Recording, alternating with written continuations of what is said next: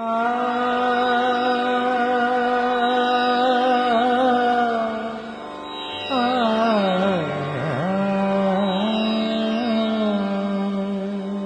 सभी मंच पर अपना स्थान ग्रहण करेंगे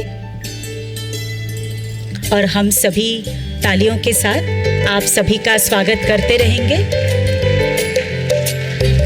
और आनंद सरोवर के इस कमला दीदी जी सभागृह में आप सभी सभा में पधारे हुए सम्माननीय भाइयों और बहनों का, जो कि निरोगी भव का वरदान लेने के लिए यहाँ पधारे हुए हैं, उन सभी का बारंबार तहे दिल से स्वागत है, अभिनंदन है, अभिवादन है।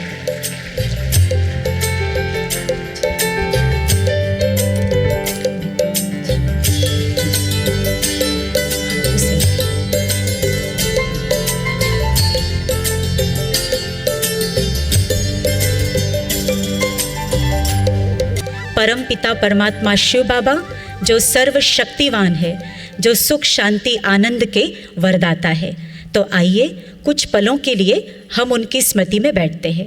तो अभी हम यहाँ आमंत्रित करते हैं भ्राता डी मलेश जी को कि वो यहाँ आएंगे और परमात्मा याद का बहुत सुंदर गीत प्रस्तुत करेंगे। आइए इनका भी हम तालियों से स्वागत करते हैं। आप भी ब्रह्मा कुमारीज़ के नियमित विद्यार्थी हैं, तो आप गीत प्रस्तुत करेंगे और हम सब उस गीत को बहुत ध्यानपूर्वक सुनते हुए और उस आध्यात्मिक गीत पर हम अपने अंदर वैसी भावनाएं पैदा करते हुए उस सर्वशक्तिवान पिता की पवित्र यादों में चलिए कुछ पलों के लिए खो चले। तो आप ओम शांति।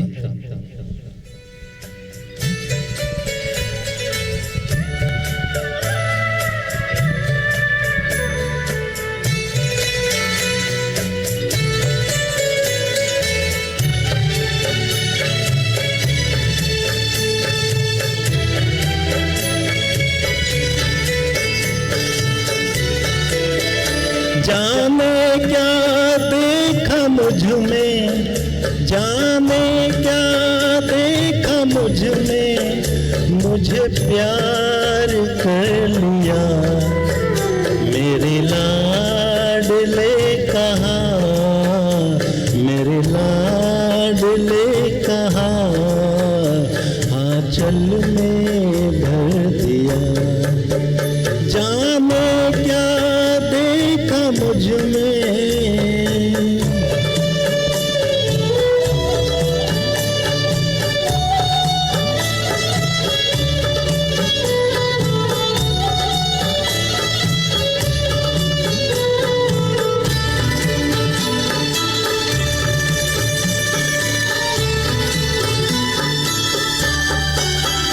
तेरा प्यार सोच कर के आँखों में आंसू आए, मोती ने बना के दिल में लिया समाए।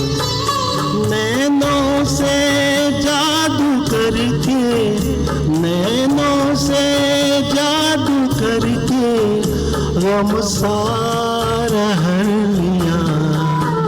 मेरे लाडले कहा, मेरे लाडले कहा, आंचल में भर दिया।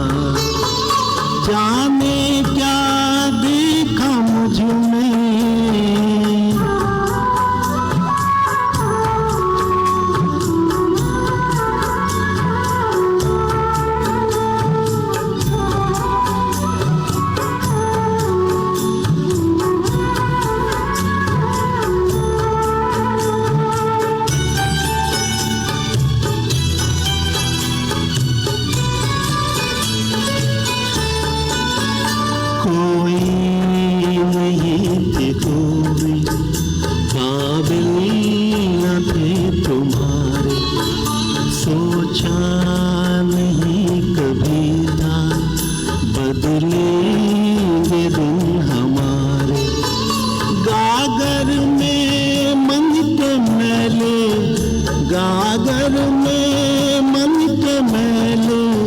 सागर को भर दिया।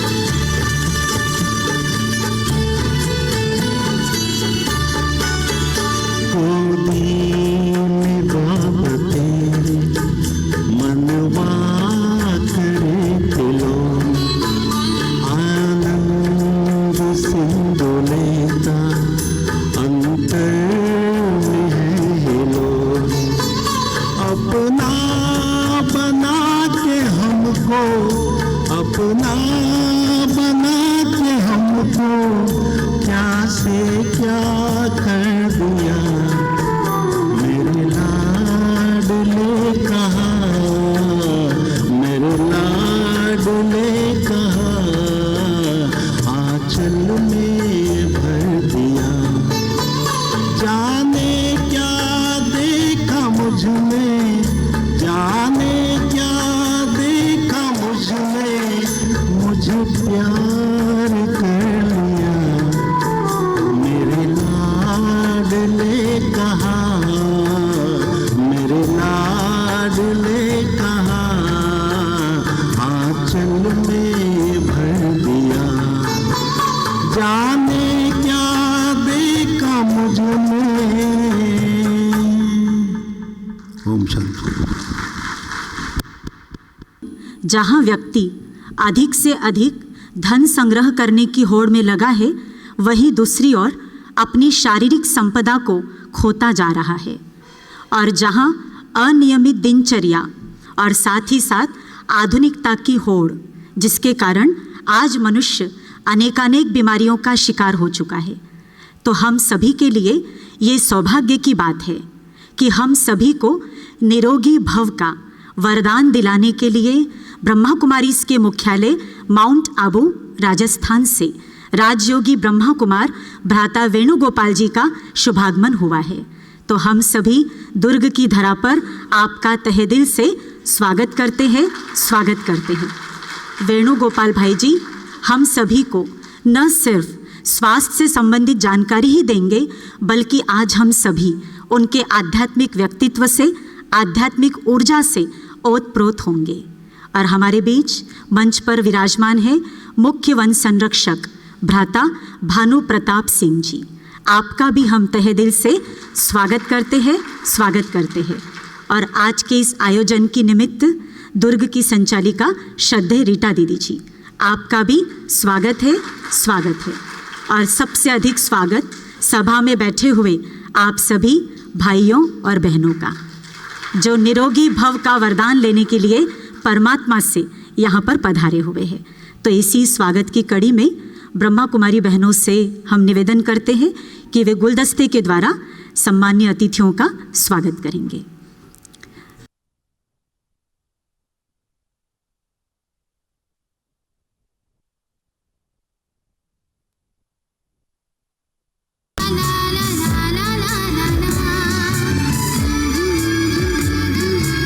स्वागत की इसी कड़ी में आज के इस आध्यात्मिक वातावरण में और अधिक चार चांद लगाने के लिए और हम सब के तन को और मन को प्रसन्न करने के लिए हम आप सब के बीच कुमारियों को आमंत्रित कर रहे हैं स्वागत नृत्य लेते हुए।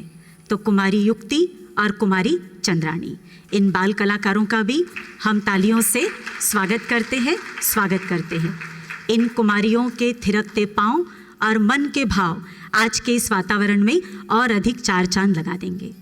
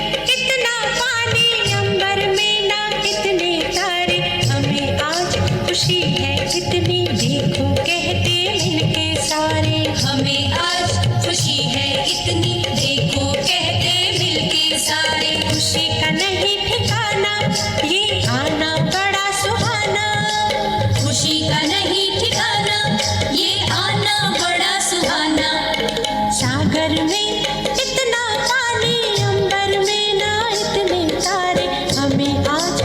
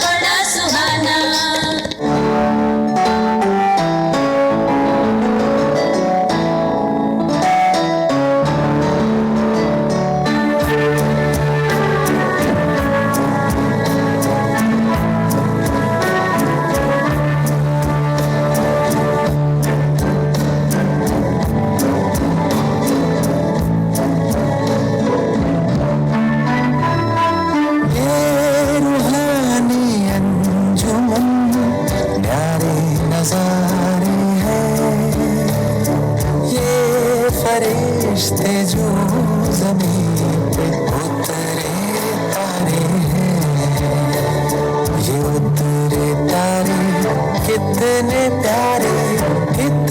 प्यारे हैं। ये फरिश्ते जो ज़मीन पे उतरे तारे हैं।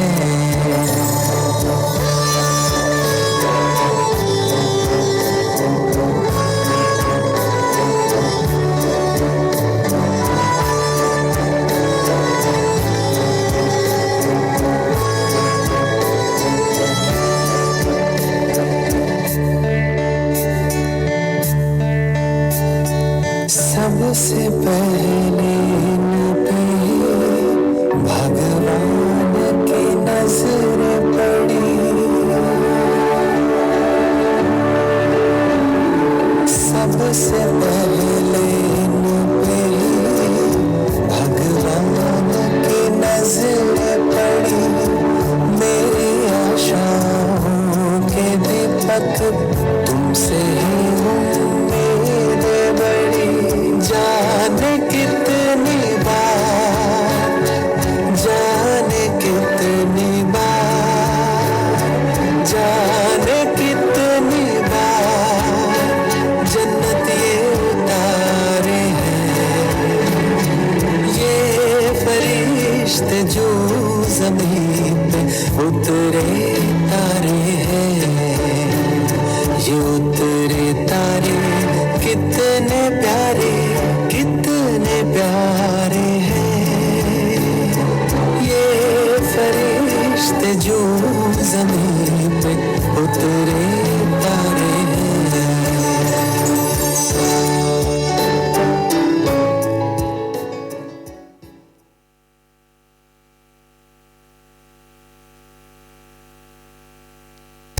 बहुत बहुत मन को मोहने वाली प्रस्तुति।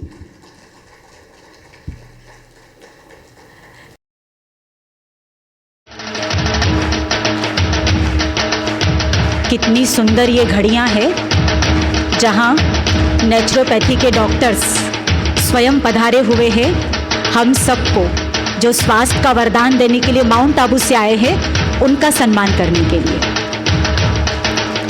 तो सभी फटाफट आ जाएंगे स्टेज पर।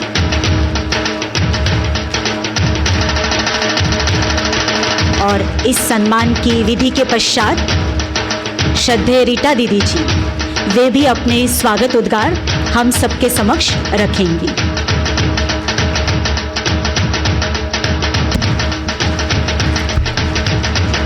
आध्यात्मिक विभूतियाँ तो वो फरिश्ते हैं जो इस संसार को परमात्मा पिता से जोड़ने का कार्य करते हैं, जो इस संसार को शांति, खुशी और शक्ति की प्राप्ति कराते हैं।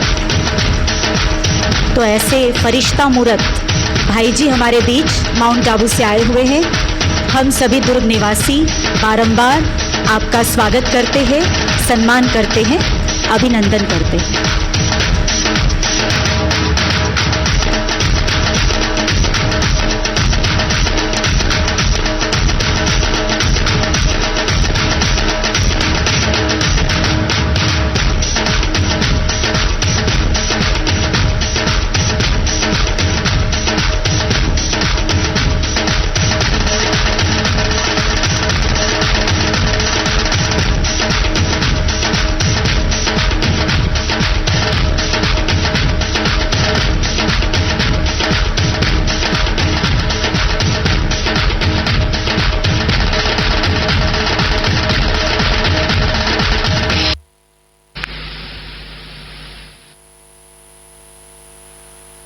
किसी भी भव्य इमारत को देखकर सभी सहज ही आकर्षित हो जाते हैं, पर उसका आधार उसकी नींव होती है।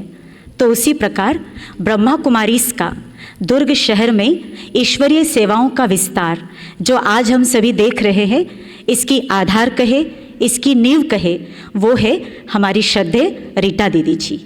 तो अब हम आमंत्रित करेंगे सरलता और सादगी की प्रतिमूर्ति आदरणीय रीटा दीदी जी को कि वे भी अपने अंदर से जो स्वागत के उद्गार निकल रहे हैं वो हम सब के समक्ष रखें। दीदी जी के अंदर तो वैसे ही भावनाओं का अथाह समंदर हमेशा ही उमड़ता है। तो श्रद्धेय रीटा दीदी जी। ओम शांति, ओम शांति। आज का दिन हम सब के लिए और पूरे दुर्ग आनंद सरोवर के लिए यादगार दिवस हो जाएगा 26 नवंबर, कि हम सबको स्वास्थ्य लाभ देने के लिए या कहीं सदा हेल्दी वेल्दी हैप्पी लाइफ देने के लिए स्पेशल परमात्मा शिव बाबा ने विशेष माउंट आबू पांडव भवन से आदरणीय वेणुगोपाल भाई जी को हम सब के बीच भेजा है। तो हम तहे दिल से, बहुत दिल से आदरणीय भ्राता जी का बहुत बहुत स्वागत करते हैं, स्वागत करते हैं, स्वागत करते हैं। और हम यही आशा और विश्वास रखते हैं कि आज आपके द्वारा जो भी हमें स्वास्थ्य मंत्र दिया जाएगा उसको अवश्य ही हम सब फॉलो करेंगे। और जो आप में से माउंट आबू पांडव भवन अभी तक नहीं गए हैं वो भी जल्दी से जल्दी पांडव भवन, प्यारे शिव बाबा की कुटिया, प्यारे ब्रह्मा बाबा का स्थल देखने चलेंगे। और साथ ही साथ आज के हमारे मुख्य अतिथि के रूप में पधारे हैं हमारे भ्राता भानु प्रताप सिंह जी, जो कि वन संरक्षक हैं। तो आपका भी हम बहुत बहुत बहुत दिल से स्वागत करते हैं।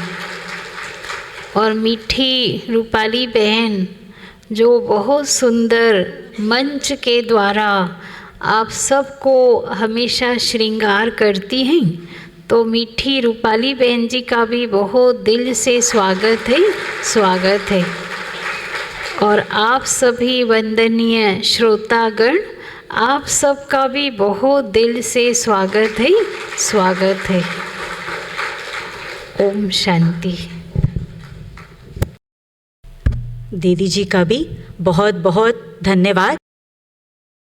मुख्य वन संरक्षक आदरणीय भ्राता भानु प्रताप सिंह जी, कि आप भी शुभकामनाओं के चंद शब्द हम सबके समक्ष व्यक्त करेंगे। आप ब्रह्मा कुमारीज के नियमित विद्यार्थी हैं, रेगुलर आप बाबा का ज्ञान योग का मुरली क्लास करते हैं और इन्होंने अपने पूरे स्टाफ को, पूरे 4 जिलों को बाबा का 7 डेज़ का मेडिटेशन का कोर्स कराया हुआ है। और यहाँ दुर्ग में सप्ताह में 1 दिन हम बहनें जाती हैं और इनके पूरे स्टाफ को राजयोग का कोर्स कराती है। यानी ये पूरा नियमित रूप से चल रहा है सप्ताह के 1 दिन। तो इसके लिए भी हम इनको बहुत बहुत अभिनंदन भी करते हैं और धन्यवाद भी देते हैं। ओम शांति। बाबा के विद्यार्थी के रूप में हम सब ने राजयोग मेडिटेशन सीखा है और रोज़ मुरली के माध्यम से उनकी शिक्षाओं को सीखते हैं और अब जीवन में अमल करते हैं।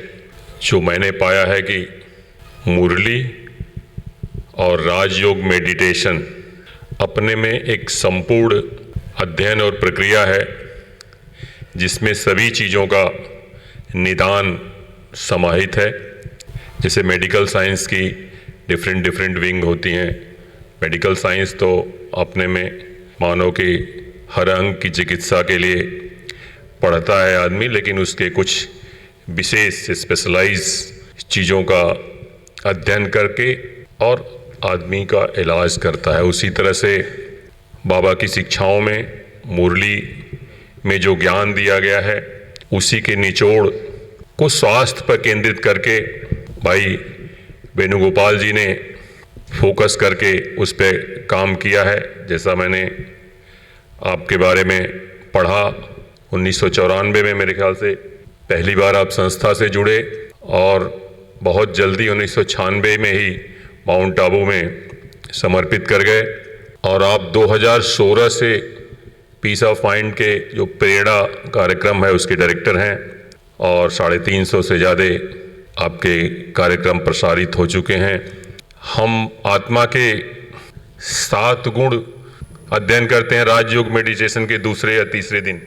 आपने बड़ी खूबसूरती से उन 7 गुणों को 7 चक्र के रूप में पूरे शरीर का ट्रीटमेंट, पूरे बॉडी का ट्रीटमेंट उसी 7 गुणों को 7 चक्र के रूप में समाहित करके आपने ट्रीटमेंट का प्रोसीजर उसमें बताया है। हम चाहेंगे कि आप सब उनके यहाँ पे मार्गदर्शन को बड़े अच्छे से सीखें और लाभान्वित हों, और बहुत बहुत शुभकामनाओं के साथ अपनी वाणी को विराम देता हूँ। धन्यवाद।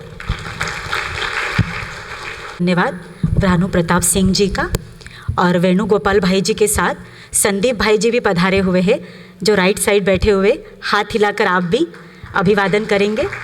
मंचासीन अतिथियों से निवेदन रहेगा कि दीप प्रज्वलित करके इस कार्यक्रम को एक नया आयाम प्रदान करेंगे। आज का ये कार्यक्रम हम सभी के स्वस्थ एवं खुशहाल जीवन के लिए निश्चित ही एक आशा की किरण लेकर के आया है।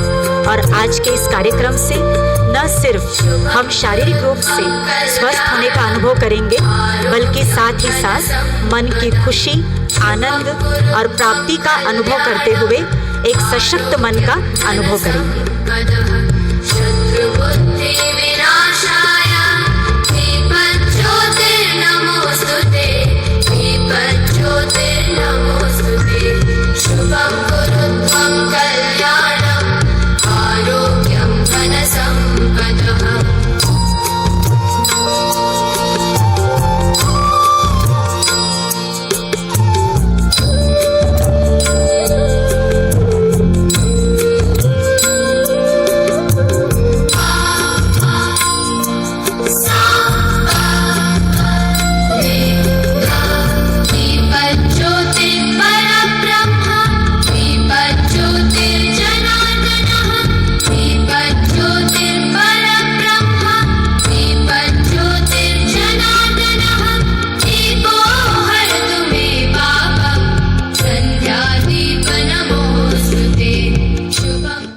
जिन घड़ियों का हम सभी को इंतज़ार था, अब वो घड़ियां आ चुकी है।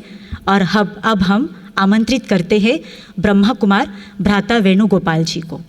आपका जन्म तेलंगाना राज्य में हुआ है और आप विगत 27 वर्षों से ब्रह्मा कुमारीज के मुख्यालय माउंट आबू में अपनी सेवाएं दे रहे हैं और 17 वर्षों से ब्रह्मा कुमारीज के पीस ऑफ माइंड चैनल की आप सेवाएं दे रहे हैं और विगत 7 वर्षों से आप प्रेरणा कार्यक्रम के डायरेक्टर के रूप में अपनी सेवाएं दे रहे हैं। इस प्रेरणा कार्यक्रम के अंतर्गत 500 से भी अधिक एपिसोड तैयार किए जा चुके हैं।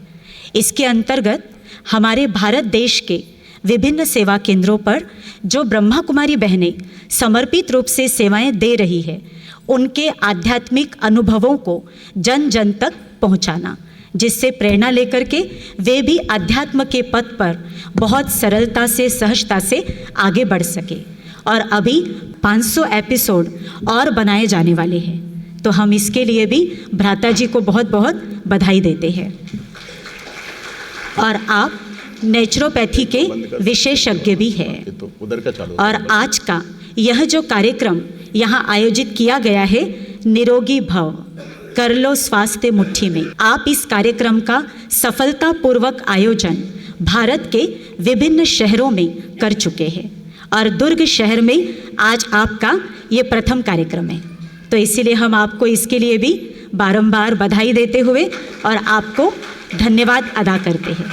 और हम यही कहना चाहेंगे, सत्य ज्ञान की राह पर जो चल पड़े, सत्य ज्ञान की राह पर जो चल पड़े, दृढ़ता से लक्ष्य पर अचल खड़े, दृढ़ता से लक्ष्य पर अचल खड़े, सफलता कदम चूमेगी निश्चित ही, सफलता कदम चूमेगी निश्चित ही, क्योंकि स्वयं भगवान ने इनमें दिव्य गुण जड़े हैं, स्वयं भगवान ने इनमें दिव्य गुण जड़े हैं। तो ऐसे अध्यात्म जगत के नक्षत्र भ्राता वेणुगोपाल जी को, जो नम्रता की, सादगी की, तपस्या की प्रतिमूर्ति है, तो ये हम सब का परम सौभाग्य है कि आज उनके मार्गदर्शन में हम सभी को निरोगी भव का वरदान मिलने जा रहा है। तो निवेदन करते हैं कि आप अपने उद्गार हम सबके समक्ष रखेंगे और हम सबका मार्गदर्शन करेंगे। भ्राता वेणुगोपाल जी, एक बार मैं चाहती हूँ कि ज़ोरदार करतल ध्वनि से हम भाई जी का पुनः स्वागत करें कि आपके तालियों की आवाज़ माउंट आबू राजस्थान तक पहुँच जाए। धन्यवाद। ओम शांति, ओम शांति, ओम शांति।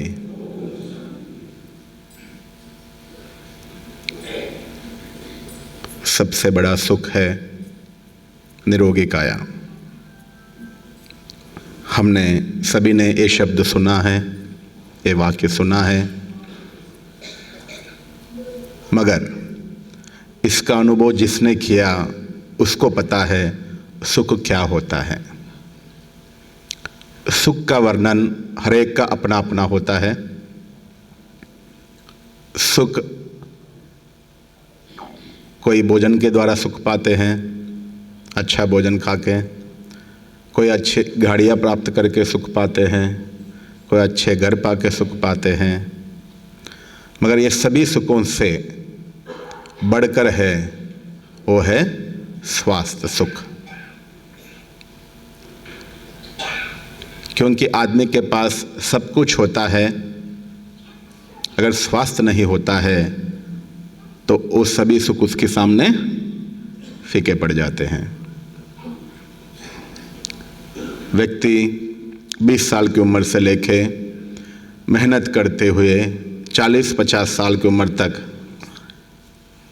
खूब मेहनत करके अपना घर, अपना पैसा कमा लेते, घर बना लेते, सब कुछ करने के बाद 50 साल के आसपास कई बार हमने लोगों को देखा है ऐसे अस्वस्थ पड़ जाते हैं, वैसे बीमार पड़ जाते हैं, जो इतने साल से जो मेहनत करके कमाया सारे पैसा उसी में चला जाता है। और 50 साल की उम्र के बाद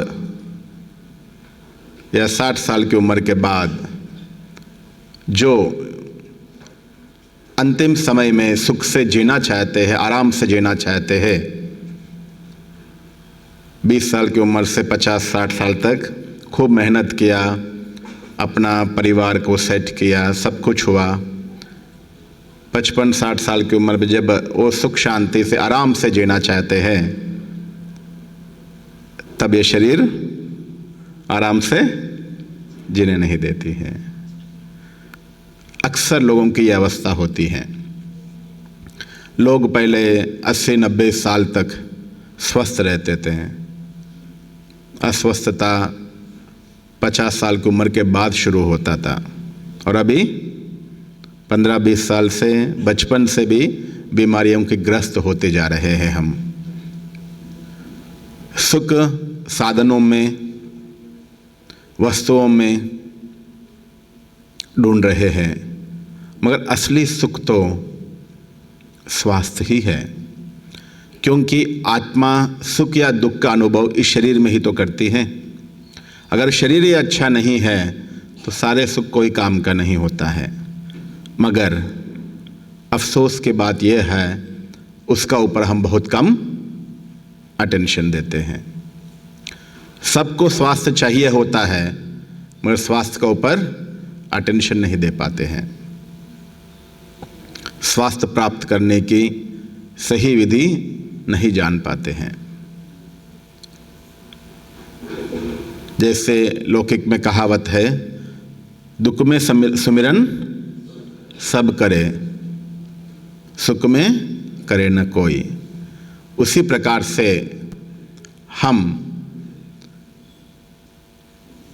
हमारा शरीर, हमारा स्वास्थ्य खराब होने के बाद हम इसके बारे में सोचते हैं, तब तक सारे अंग शिथिल अवस्था में होंगे। 40-50 साल की उम्र के बाद, जैसे लौकिक में कहते हैं, आध्यात्मिक ज्ञान 40-50 साल के बाद, सारी जिम्मेवारियों के बाद आध्यात्मिक ज्ञान के बारे में सोचना चाहिए। मगर ये बहुत बड़ा गलती है। उसी प्रकार से स्वास्थ्य के बारे में अवेयरनेस 50 साल की उम्र के बाद शुरू होता है, मगर ये अवेयरनेस हमें 20-25 साल की उम्र से शुरू होना चाहिए। अफसोस ये है विद्या जो एजुकेशन हमें पढ़ाया जा रहा है उसमें शरीर के निर्माण के बारे में पढ़ाया जा रहा है, मगर शरीर को स्वस्थ कैसे रखे ये विद्यालयों में पढ़ाया नहीं जा रहा है। शरीर के अंदर क्या क्या अंग है, क्या क्या काम करते हैं, कैसे काम करते हैं, मगर ये अंगों को कैसे संभाला जाए, इसकी आयु कैसे बढ़ाया जाए, हम सदा स्वस्थ कैसे रहे, इसके बारे में कहाँ भी एजुकेशन दिया नहीं जाता है। आज भी जो भाई आए हैं, बहनें आए हैं, नेचुरोपैथी के स्पेशलिस्ट, उनसे ही चर्चा हो रही थी। एजुकेशन, हेल्थ एजुकेशन हमें बचपन से शुरू होना चाहिए, मगर स्कूलों में विज्ञान अर्थात शरीर का ज्ञान दे रहे हैं, मगर शरीर को कैसे संभाला जाए इसकी कोई भी चर्चा नहीं होती है, ना ज्ञान दिया जाता है। इसकी कमी के कारण से हम अपने आप को बहुत एजुकेटेड समझ रहे हैं, मगर हम शरीर की ज्ञान प्राप्त कर रहे हैं, मगर शरीर को स्वस्थ कैसे रखे ये ज्ञान से हम दूर होते जा रहे हैं। हमें इस चीज़ की समझ होनी चाहिए। इसी उद्देश्य के साथ ये जो निरोगी भव कार्यक्रम रखा है, मैं इतने सालों में जो ज्ञान प्राप्त किया, जो सुख पाया, वो सभी प्राप्त करे और अपना जीवन को स्वास्थ्य से भरपूर रखे, ये उद्देश्य के साथ ये कार्यक्रम हमने शुरू किया है। मैं जो भी बातें आपको बताऊंगा, अगर कोई 1 मास भी फॉलो करे ना, 1 मास, आपकी जितने भी रोग चल रहे 50% आपका रोग ऐसे ही ठीक हो जाएंगे बिना कोई दवाइयों का। अक्सर क्या होता है, हम जब बीमार पड़ते हैं तब दवाई ले लेते हैं, डॉक्टर से मिलते हैं, दवाई ले लेते हैं, ठीक हो जाते हैं। ये सिलसिला चलती रहती है, बार बार हम बीमार पड़ते हैं, दवाई लेते हैं, ठीक हो जाते हैं, मगर कभी हम ये सोचने की कोशिश नहीं करते हैं कि हम बार बार बीमार क्यों पड़ रहे हैं। जिनके मन में ये बात आ जाए उनको उसके समाधान मिलेगा। जहां क्वेश्चन ही नहीं वहां समाधान कहां से आएगी। जैसे एग्जाम्पल, घर में दीवार में दीमक लग गया है, हमने दीमक को ऐसे झाड़ू से निकाल दिया, काम हो जाएगा? नहीं ना, उसका जड़ से हमें ख़त्म करना पड़ेगा। जहाँ से दीमक शुरू हो रहा है वहाँ हमें दवाई डालना पड़ेगा, जड़ से उसे समाप्त करेंगे तभी तो उसका समाधान मिलेगा। मगर हम अक्सर क्या कर रहे हैं, जब भी बीमारी हुआ टैबलेट लिया, उसको दबा दिया, हो गया, हम सोच रहे स्वस्थ हो गए, मगर आपके अंदर वो कीड़े, वो बैक्टीरिया, वो फंगस शरीर के अंदर पड़ा हुआ है। असुष्ट अवस्था में, जिसे कहे निद्रा की अवस्था में रहते हैं। जब आप कोई भी टैबलेट देते हो, कुछ बैक्टीरिया फंगस मर जाते हैं, कुछ मूर्छित हो जाते हैं, फिर से दवाई का प्रभाव कम होते हैं, फिर से वो जागृत अवस्था में आ जाते हैं, फिर से हम बीमार बनते हैं। ये सिलसिला चलती रहती है। मगर हमें स्वस्थ रहना है तो हमें इसका कारण क्या है समझना जरूरी है, तभी तो हम निवारण कर पाएंगे। हमें सदा स्वस्थ रहना है तो स्वास्थ्य क्या है, उसका परिभाषा क्या है, उसको पहले जानना होगा।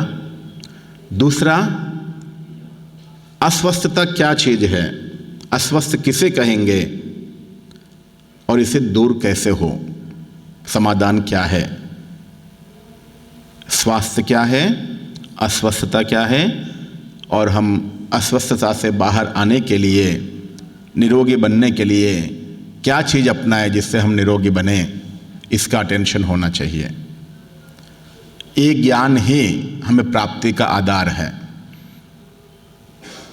तो आज हम जो आप 1-1.5 घंटे जो भी समय सुनेंगे, इसमें आपको इस सभी चीज़ों का ज्ञान मिलेगा।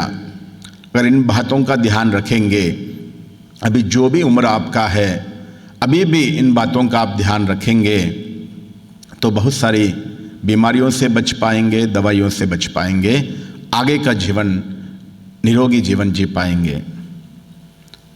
हम कहाँ क्या क्या गलतियाँ कर रहे हैं जिस कारण से हम बीमार बन रहे हैं, उसका हमें समझ नहीं होती है। तो वो चीज़ें पहले हमें पहचानना होगा, हम कहाँ क्या गलती कर रहे हैं, तो समाधान मिलेगा। तो सभी चीज़ों का हम चर्चा करेंगे। सबसे पहला,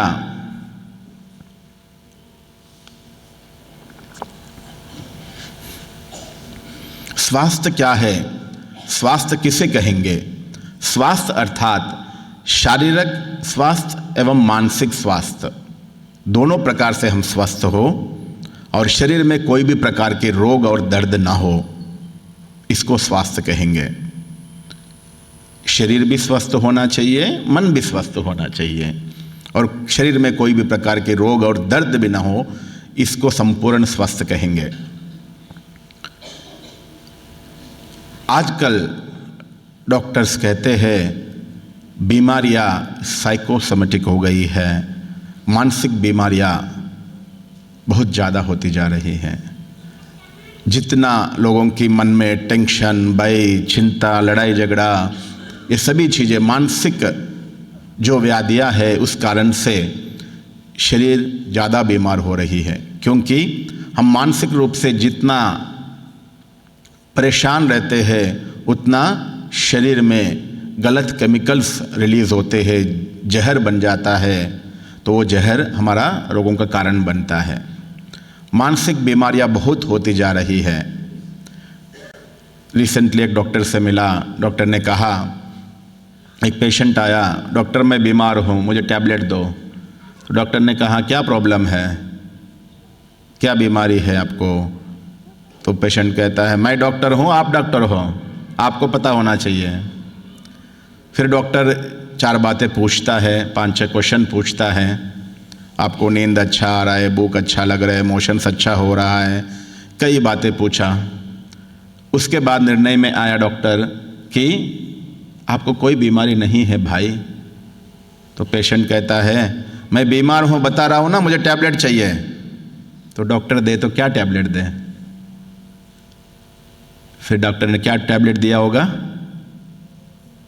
क्या टैबलेट दिया डॉक्टर? टैबलेट। फिर क्या दिया होगा?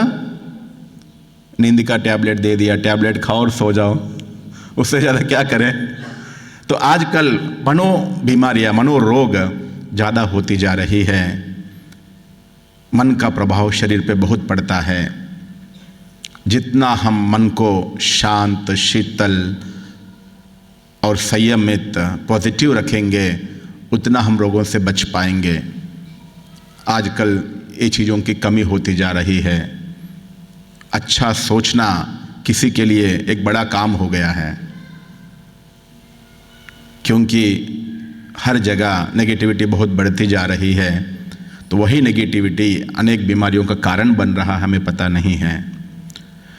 तो मुख्य रूप से स्वास्थ्य अर्थात शरीर भी स्वस्थ हो और मन भी स्वस्थ हो, कोई भी प्रकार के रोग दर्द ना हो, ये स्वास्थ्य का डेफिनेशन है। तो स्वस्थ व्यक्ति का लक्षण क्या है? स्वस्थ व्यक्ति का मुख्य लक्षण कुछ 10 लक्षण है, उसमें से कुछ बातों की हम चर्चा करेंगे। ये बातें सुन के आप पता कर सकते हो कि आप स्वस्थ हो या नहीं हो। सबसे पहला स्वस्थ व्यक्ति का लक्षण है नींद, गहरी नींद होगा, अच्छी नींद होगा उनका, डीप स्लीप। जितना व्यक्ति का नींद गहरी होगा, उतना उनका शरीर का हीलिंग अच्छा होगा, तद्वारा वो निरोगी रह पाएगा। स्वस्थ व्यक्ति का सबसे पहला लक्षण है गहरी नींद। 5-6 घंटे में उनको अच्छी नींद। कई लोग 10-12 घंटा सोते हैं, उठने के बाद अनुभव करते हैं कि उनका नींद पूरा नहीं हुआ। ये अस्वस्थ व्यक्ति का लक्षण है। कम समय में अच्छी नींद आना ये स्वस्थ व्यक्ति का लक्षण, सबसे पहला लक्षण। और दूसरा है आसान शौच प्रक्रिया। सुबह सुबह की जो विसर्जन क्रियाएं हैं वो सहज रूप से होनी चाहिए, मगर आजकल हर घर घर में सुबह सुबह का महायुद्ध इसी बात का चलता है। सुबह सुबह के सबसे बड़ा टेंशन क्या होता है आजकल? मोशंस। उसके लिए आधा एक घंटा पुरुषार्थ करना पड़ता है, तब जाके सफलता मिलती है। इससे बड़ा बीमारी कुछ नहीं है। सारी बीमारियों का जड़ है कब्जियत। हम इसके ऊपर कभी अटेंशन नहीं देते हैं। डेली कब्जियत का प्रॉब्लम हो रहा है, मगर इसका कारण क्या है, इसका समाधान क्या है, ये हम कभी नहीं सोचते हैं। हमें क्या चाहिए? टैबलेट खाएंगे, मोशंस करेंगे, मगर इसका समाधान ढूंढने की कभी कोशिश नहीं करते हैं। जितना टैबलेट्स खा के मोशंस करते जाएंगे उसका आदी हो जाएगा शरीर। थोड़ा दिन के बाद वो टैबलेट्स का प्रभाव से भी शरीर मुक्त होगा, वो भी टैबलेट भी काम नहीं करेंगे, तब डॉक्टर्स को भी हाथ उठाना पड़ता है। स्वस्थ व्यक्ति का सबसे पहला लक्षण है, दूसरा लक्षण है विसर्जन क्रिया सुबह का सहज रूप से हो, बिना कोई मेहनत का। कोई भी जानवरों को विसर्जन क्रिया में मेहनत नहीं करनी पड़ती है। राजू श्रीवास्तव का एक भाषण में वो बताते हैं, मुझे उदाहरण बहुत अच्छा लगता है। जैसे गाय है, रास्ते में जा रही है, 1 सेकंड के लिए खड़ा हो जाएगा, हल्का होकर निकल जाएगा। और व्यक्ति, मनुष्य आधा घंटे बाथरूम में इसी के लिए बैठा रहता है, फिर भी कुछ नहीं होता है। ये सबसे बड़ा बीमारी का कारण है, क्योंकि हम मनुष्य ही है प्रकृति के विरुद्ध आहार खा रहे हैं। कोई भी जानवर हो, उनको जो खाना नियमित रखा गया है वही खाना खाती है। जब नहीं मिला तब मजबूरी में दूसरी चीज टच करती है। गाय का घास खाने का गाय का है। जो गाय घास खाएगा उनको कभी कोई बीमारी होगा ही नहीं। जो उल्टा सुल्टा चीज़ें खाएगा वही गाय बीमार होगा। उसी प्रकार से मनुष्य के लिए जो जो खाना रखा हुआ है वो खाना हम नहीं खाते हैं। उसके अलावा बहुत कुछ अपने मनमत से हम खा रहे हैं। ये बीमारी का मूल कारण है। प्रकृति के विरुद्ध चलना, कहाँ क्या क्या गलतियां कर रहे आगे हम समझेंगे। स्वस्थ व्यक्ति का लक्षण है सहज रूप से सुबह की विसर्जन क्रियाएं होनी चाहिए। खाते हैं 3 बार, जाते हैं 1 बार। नेचुरोपैथी के हिसाब से ये सबसे बड़ा गलती है जो हम कर रहे हैं। ऐसी कई, अभी रिसेंटली मैं मध्य प्रदेश में किसी शहर में, इंदौर में ही एक भाई से मिला। वो कुमार, 25 साल की उम्र है। वो बता रहा है, पतला है, बहुत अच्छा है, कोई वेट ज़्यादा नहीं है। और वो बता रहा था, भाई जी मुझे 3 दिन में 1 बार मोशन होता है, केवल 25 साल की उम्र में ये हाल है। और उसकी डाइट पूछूं तो आप आश्चर्य खाएंगे। वही गलतियां हम सब लोग भी कर रहे होते हैं। किसी को ऊपर प्रभाव पड़ता है, किसी पे थोड़ा देरी से पड़ता है। तो ये इसका ऊपर हमेशा में अटेंशन होना चाहिए। इसको ठीक कैसे करें उसके लिए कई विधियां है, आगे बताऊंगा। तीसरा है अच्छी भूख लगना। ये स्वस्थ व्यक्ति का लक्षण है, जिसको दिन में हर किसी को 2 बार अच्छी भूख लगनी चाहिए। विशेष रूप से आजकल एक बीमारी होती जा रही, वो है सुबह सुबह भूख नहीं लगना। जिस व्यक्ति को 11-12 बजे तक भी अगर भूख नहीं लग रहा है, वो अंदर से बीमार है। अगर व्यक्ति स्वस्थ है तो उसको सुबह सुबह सूर्योदय के साथ भूख लगना चाहिए। सूर्योदय के साथ, 9 बजे के बात नहीं कर रहा हूं मैं, 6-7 बजे के आसपास भूख लगना चाहिए, मतलब आप स्वस्थ हो। आपको 9-10 बजे 11 बजे तक भूख नहीं लग रहा है, मतलब जो रात को खाया हुआ अभी तक हजम नहीं हुआ। और दूसरा, भूख क्यों नहीं लगता है, उसका कारण है रात का हजम नहीं हुआ। दूसरा कारण है आपका पेट साफ नहीं हुआ। लोग सुबह सुबह स्नान करके मोशंस करके आते हैं, उसके बाद 7 बजे स्नान किया, 9-10 बजे तक भी भूख नहीं लग रहा है। इसका कारण है आपका मोशंस क्लीन नहीं हुआ। एक दूसरा रीज़न है, लोगों को इसके बारे में पता नहीं है। अगर आपकी पेट साफ हुआ, उसका निशानी है आप स्नान करके मोशंस करके बाहर आते ही, बाथरूम से बाहर आते ही आपको भूख लगनी चाहिए, मतलब आपका आंते साफ हो, उसकी निशानी है। जिसको सुबह सुबह भूख नहीं लग रहा है, बाथरूम से बाहर आने के बाद मोशंस करके आया, फिर भी उसे भूख नहीं लग रहा, 90% लोगों का यही हाल होता है। मतलब आपके शरीर में अंदर अभी भी कचरा पड़ा है, आपके शरीर बता रहा है, ये उसकी निशानी है। भूख अच्छी भूख ज़्यादा लगना बीमारी है, भूख बिल्कुल नहीं लगना बीमारी है। तो इसकी हमें समझ होनी चाहिए। चौथी बात है, ऊंचाई के अनुसार आपका वेट होना चाहिए। एग्जाम्पल, बहनों का वेट हाइट होता है 5.5 फुट, एवरेज बहनों का होता है, उनका वेट 55 से 65 होना चाहिए। 55 से 65, 55 आइडियल है, 65 मैक्सिमम है। उससे ज़्यादा हुआ तो ये अस्वस्थता का निशानी है। उसी प्रकार से भाइयों का अगर 6 फुट का हाइट है, उनका वेट 70 मैक्सिमम 80 के ऊपर किसी भी हालत में नहीं होना चाहिए। यह है ऊंचाई के अनुसार हमारा वेट का कैलकुलेशन है। हर एक अपने आप से चेक करें। चेहरा साफ और चमकदार होना चाहिए। जितना आपकी शरीर अंदर से स्वस्थ है, आपका खून अंदर से साफ है, आपके शरीर में जितना टॉक्सिन्स कम है, उतना चेहरा साफ और चमकदार होगा। आपके चेहरे में ढेर सारे पिंपल्स है, ऑयली स्किन है, इसका मतलब है आपकी शरीर अंदर से गंदगी से भरा हुआ है, बीमारियों से भरा हुआ है, ये उसका पहचान है। आलस्य से मुक्त, जो व्यक्ति स्वस्थ व्यक्ति है वो हमेशा आलस्य से मुक्त होगा, एवर रेडी। कोई भी काम बताओ, देखेंगे, करेंगे, सोचेंगे, ये जो बोलते हैं ना, ये अस्वस्थता की निशानी है। या मन से बीमार है वो, या तन से बीमार है। बीमारी 2 प्रकार का होता है, मन की बीमारी या तन की बीमारी। उनका मन ठीक नहीं है तो भी व्यक्ति काम करने की इच्छा नहीं होगा, और तन ठीक नहीं है तो भी।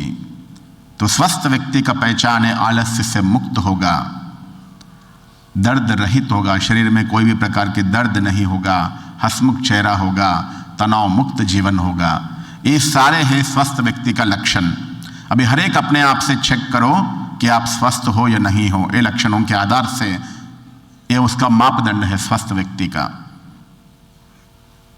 स्वास्थ्य क्या है, स्वस्थ व्यक्ति का लक्षण क्या है।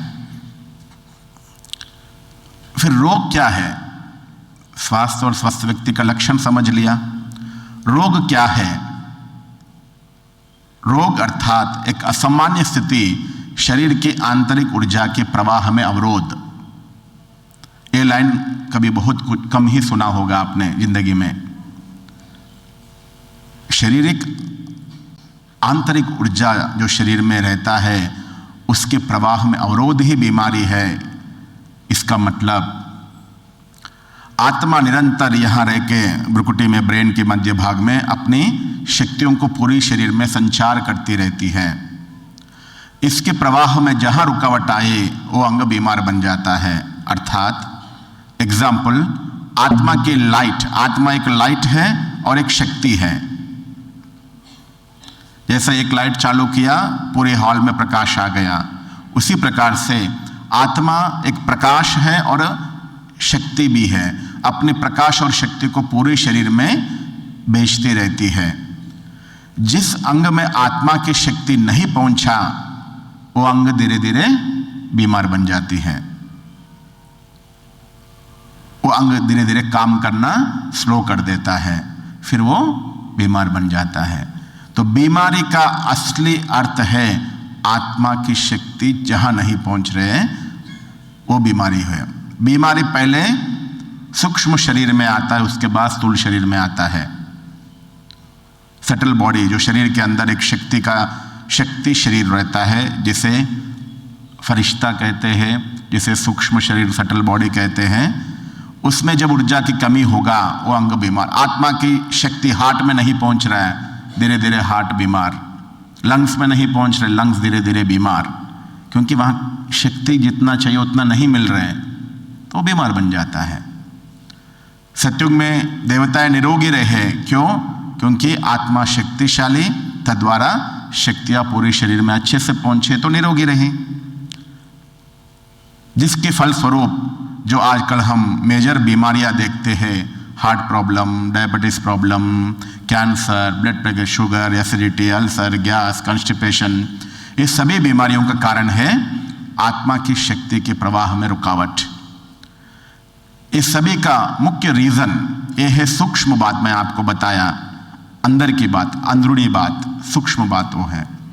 स्थूल बात जो सबको समझ में आए, वो बात जो दिखने वाली चीज है, डॉक्टर्स को या इस आंखों से हम देख सकते हैं, वो चीज है जो हम सोच सकते हैं विज्ञान से, वो चीज है शरीर बीमार होने का दो मूल कारण है, दो मूल कारण जिसमें सब कुछ आ जाते हैं। अभी इतना लोग बैठे हैं, मैं पूछूं मैं बीमारी का कारण क्या है, वे 100 लोग 100 जवाब देंगे, मगर सारे जवाब ये दो के अंदर आ जाएगा। वो है, सबसे पहला कारण है टॉक्सिन्स, दूसरा है लो इम्यूनिटी पावर। टॉक्सिन्स अर्थात जहरीले पदार्थ, शरीर के अंदर जो जहरीले पदार्थ है वो आपको बीमार बना रहे हैं। दूसरा है आपका रोग निरोधक शक्ति कम है, इसलिए आप बीमार बन रहे हो। अगर आपको निरोगी रहना है तो ये दो बातों का अगर आप समाधान निकाल लोगे तो आप निरोगी रहोगे। शरीर के अंदर जो भी टॉक्सिन्स बन रहे हैं वो टॉक्सिन्स को समय अनुसार क्लीन करें, साफ करें, और दूसरा इम्यूनिटी पावर बढ़ाए। बस ये दो ही करना है। शरीर के अंदर जो टॉक्सिन्स बन रहे हैं उसका समय अनुसार क्लीन करें, और दूसरा इम्यूनिटी पावर बढ़ाए, तो आपको कभी कोई रोग नहीं आ सकते हैं। रोगों का यही दो मूल कारण है। तो ये कारणों को समझे, शरीर में टॉक्सिन्स क्यों बनते हैं उसको समझो, और टॉक्सिन्स बनने नहीं दो। अब बन भी जाता है उसका सफाई करो, एक बात हुआ। दूसरा है आपकी इम्यूनिटी पावर कम क्यों हो रहा है और इम्यूनिटी पावर कैसे बढ़ाए, इसका चिंतन करो। ये दो बातों का समाधान अब ये 2 लेक्चर में, मैं आपको पूरा लेक्चर में ये 2 बातों का कारण समाधान बताऊंगा। आप अच्छे से समझेंगे तो आज 1 घंटे में आप डॉक्टर बन जाएंगे। डॉक्टरी का सर्टिफिकेट के लिए कितना साल मेहनत करना पड़ता है? 4-5 साल। आप 1 घंटे में आप खुद अपना डॉक्टर बन जाओगे, अच्छे से सुनो और समझेंगे तो।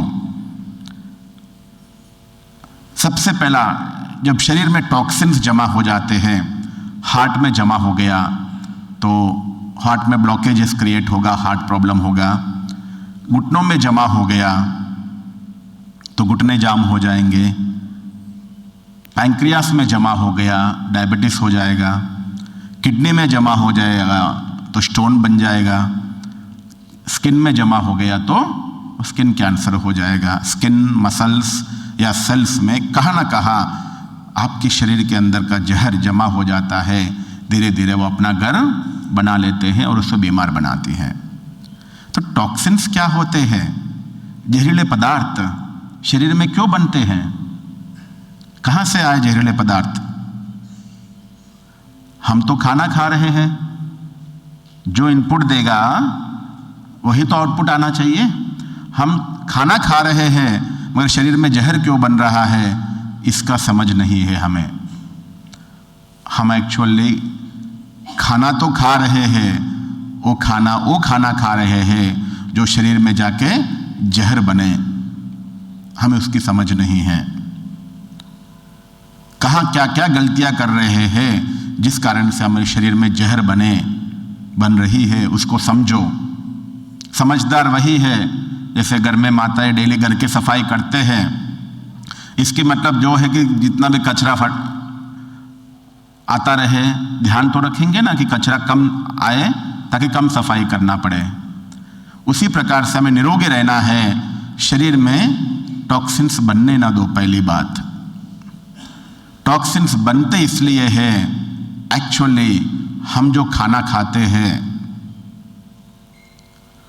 वो खाने से वेस्टेज निकलता है, मगर जब वेस्टेज का सफाई नहीं करते हैं वो टॉक्सिन्स बनते हैं। एक्चुअली पहले वो टॉक्सिन नहीं है, पहला उसका रूप होगा व्यर्थ पदार्थ, वेस्टेज। एग्जाम्पल माताओं को भी समझ में आए उस भाषा में बताऊंगा आपको।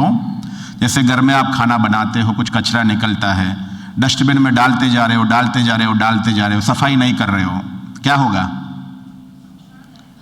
बदबू आएगा, कीड़े पैदा होंगे।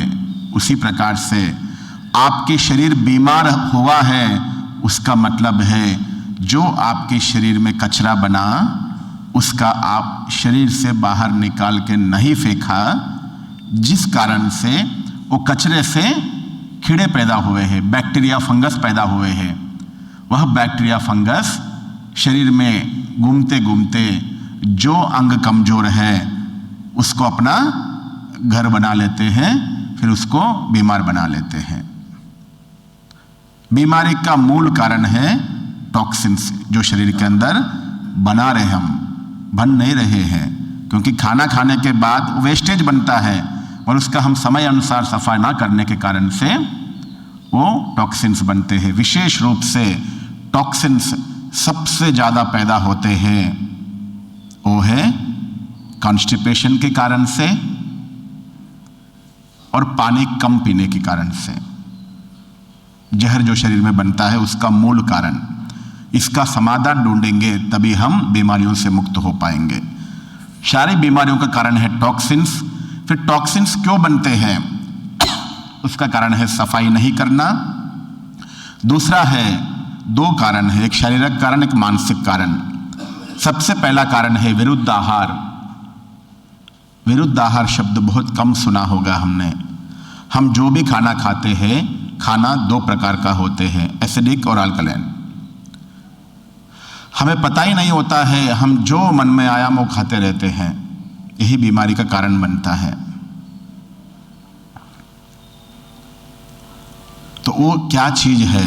एग्जाम्पल, जो विरुद्ध आहार अर्थात गलत संयोग, गलत कॉम्बिनेशन, गलत क्वांटिटी और गलत समय पे जो हम चीजें खाते हैं बिना ऋतु का, इससे विरुद्ध आहार बनता है। किसके साथ क्या खाना चाहिए हमें समझ नहीं है, कितना खाना चाहिए हमें समझ नहीं है, और कब खाना चाहिए, क्या खाना चाहिए उसकी समझ नहीं है, कौन सी ऋतु में क्या खाना चाहिए इसकी समझ नहीं है।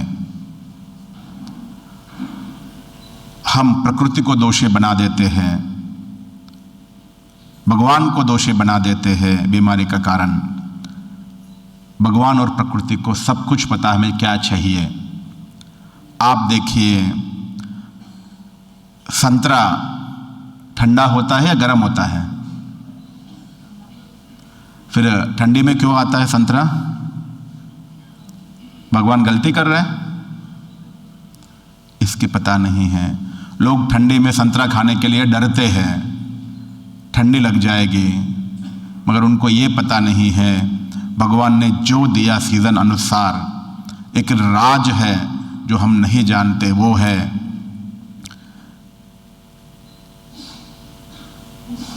इस दुनिया में 3 माँ है। एक है अपना लौकिक माँ, दूसरा है गौ माँ, गाय को माता के रूप में पूजा जाता है, तीसरा है प्रकृति माँ, धरती माँ।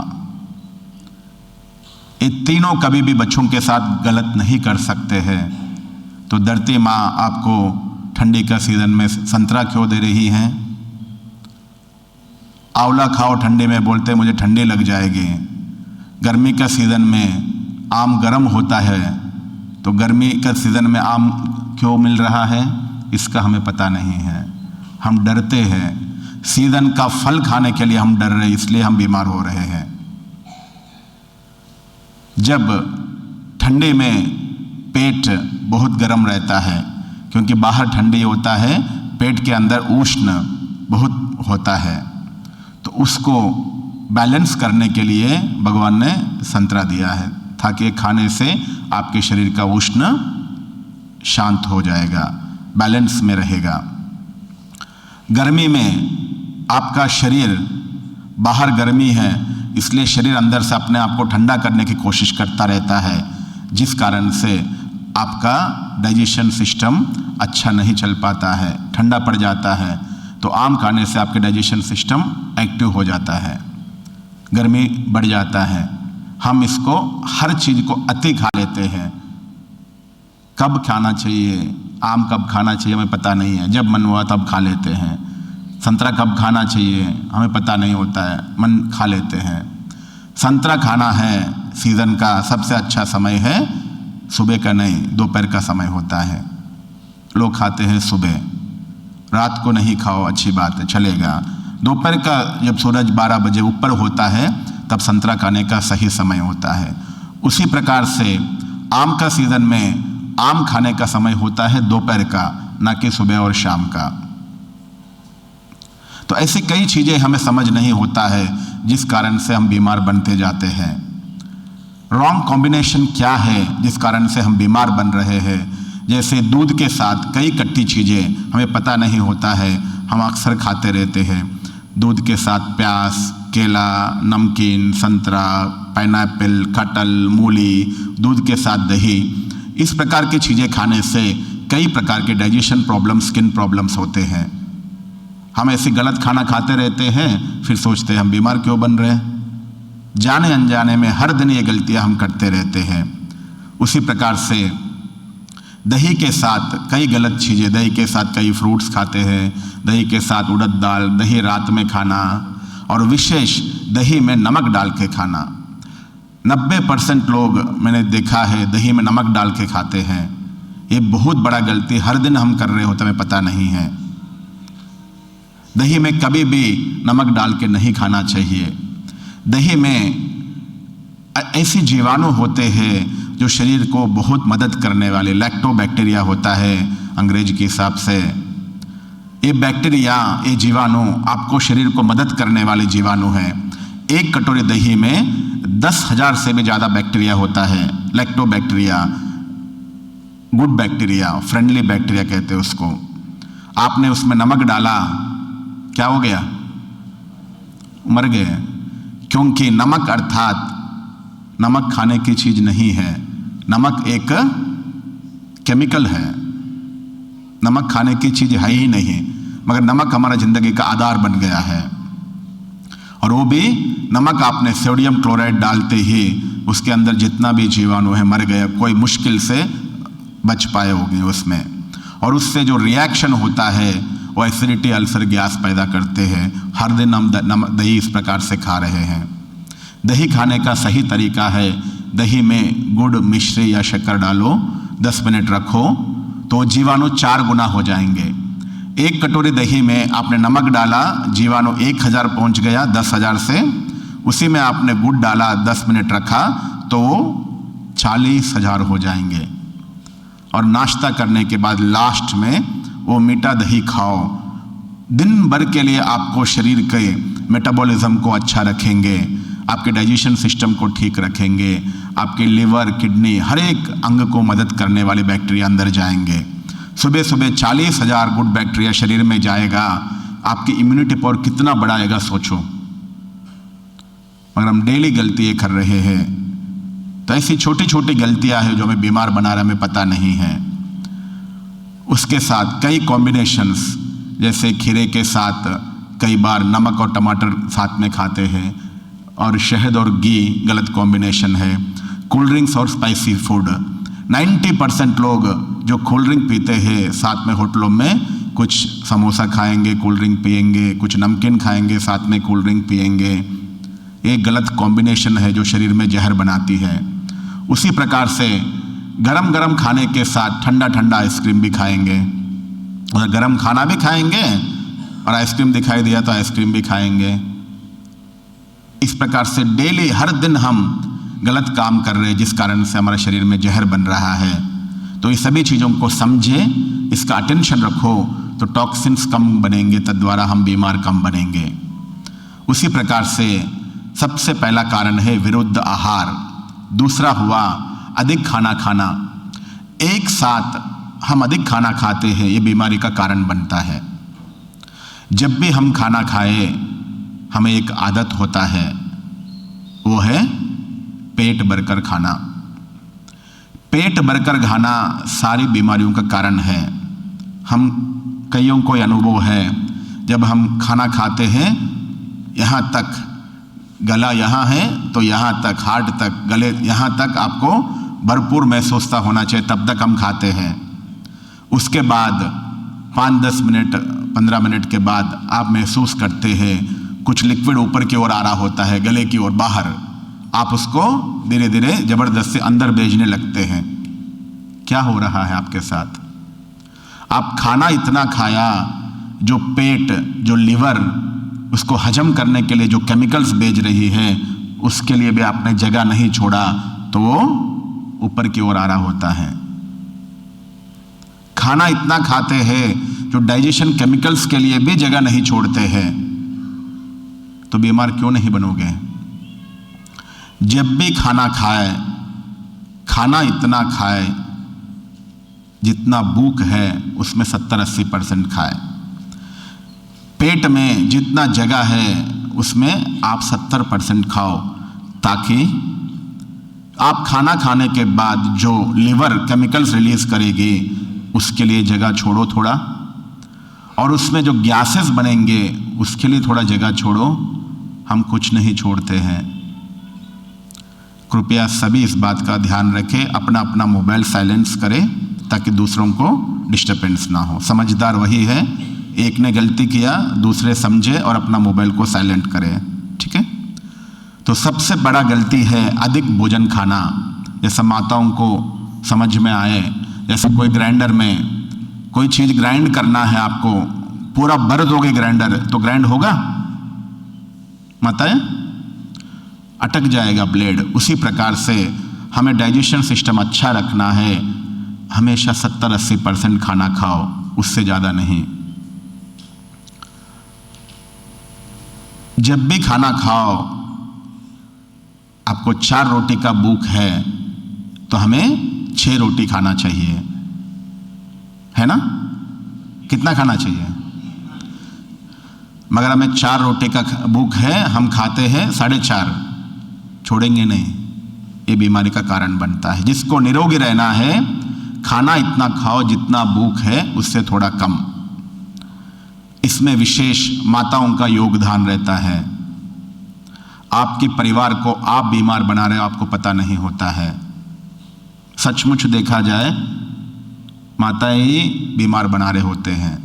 विशेष रूप से जब भी खाना खाते हैं, बच्चे बैठे हैं, पति बैठे हैं, बोला बस नहीं थोड़ा खा लो, नहीं थोड़ा खा लो, जबरदस्ती आधी रोटी डाल देते हैं। ये आप उनको प्यार नहीं कर रहे हो, उनको आप बीमार बना रहे हो, आपको पता नहीं होता है। माता ये अपना प्यार सारा दिखाते खाने में ही, मगर वही खाना उनको बीमार बना रहे, पता नहीं होता है।